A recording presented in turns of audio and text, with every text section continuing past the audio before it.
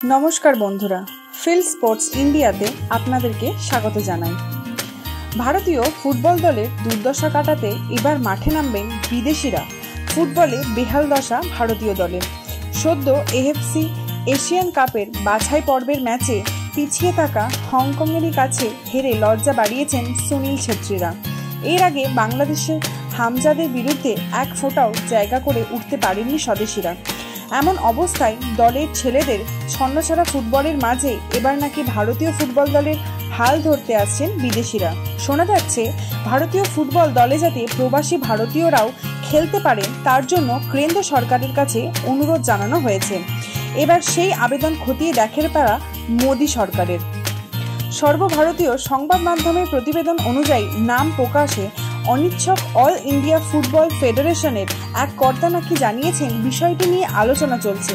ইতিমধ্যেই আমাদের প্রেসিডেন্ট বেশ কয়েকবার সরকারি দপ্তরে কথা বলেছেন।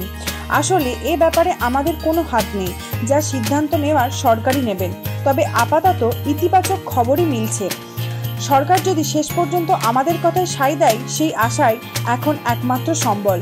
তবে ওই ফেডারেশন কর্তা এও জানান, প্রবাসী ভারতীয়রা জাতীয় দলে খেললেও সাফল্য আসবে না।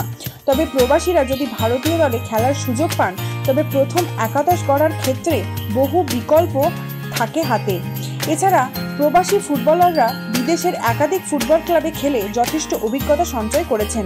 তাই পরবর্তীতে সেই সব অভিজ্ঞতা কাজে লাগবে আমাদের। যদিও ওই কর্তা স্পষ্ট জানিয়ে দিয়েছেন, প্রবাসী ভারতীয়রা জাতীয় দলে খেললেই যে সাফল্য চলে আসবে এমন কথা ভাবার কোনো প্রয়োজনই নেই। দীর্ঘদিন ধরেই ভারতীয় বংশোদ্ভূত ফুটবলারদের জাতীয় দলে খেলানোর বিষয়টি নিয়ে জল ঘোলা হয়েছে অনেকটাই। বারংবার নানা মহল থেকে অনুরোধ সত্ত্বেও নরম হয়নি ফেডারেশন। তবে জাতীয় দলের বর্তমান অবস্থা দেখে মন ঘুরেছে এআইএফএফ কর্তাদের। তবে ফেডারেশন চালেই কি হবে?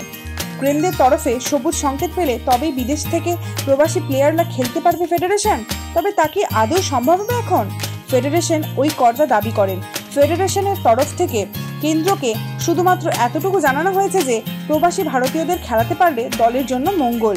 এবার সেই সিদ্ধান্তের পরিপ্রেক্ষিতে কেন্দ্র কি জানায় সেদিকে নজর রাখতে হবে আমাদের।